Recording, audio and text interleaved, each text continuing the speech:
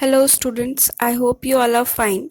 Today we will revise chapter number 9, The Test of a King. In this chapter we will meet different characters that are King, his three sons, and Himshuka the king's pet parrot, Himsuka's parents, etc. There was once a king who had three sons. All his sons were well educated, intelligent as well as clever. One day the king decided to call all his three sons and wanted to find out what they thought about punishing people who had done wrong.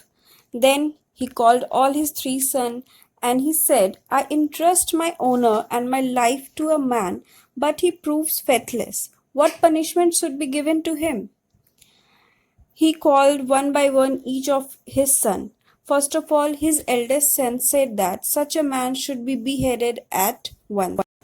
Now, the second son came and said, I quite agree. Such a man should be put to death. No mercy should be shown to him.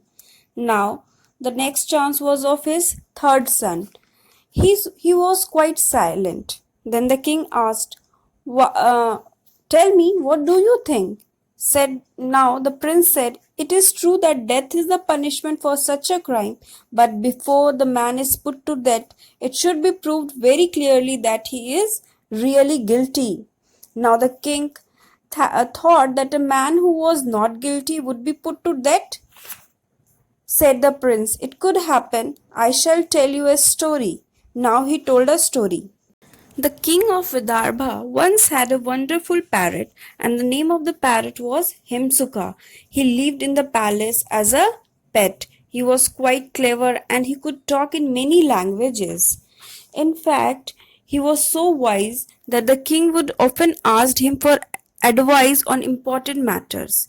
Himsuka did not live in a cage and could move as he liked. One day, when Himsuka flew out of the palace and went into the jungle, he met his father there.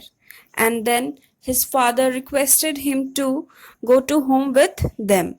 But Himsuka replied, But first of all, I want to inform the king about this. Himsuka asked the king, and then he said, You may go for few days, but come back as soon as possible. Then Himshuka flew with his father to their home. His mother was quite happy to see his beloved son. Himsuka stayed with his parent few days and then said, I have had a happy time with all of you, but now I have to go. The king is expecting me. Now his parents were sorry that Himsuka had to leave so soon, but they had to let him go as he had promised to return within 15 days. We would like to give you something to take for the king as a present. The father and the mother tried hard to think of a suitable present, and then finally they thought about a tree on a mountain whose fruit is of mortality. It means those who ate that fruit will be the living forever. Anyone who eats that fruit will not die and will always remain young. I shall go and get one for the king. Students, I think you have understood this chapter. Thank you. Stay safe. Stay home.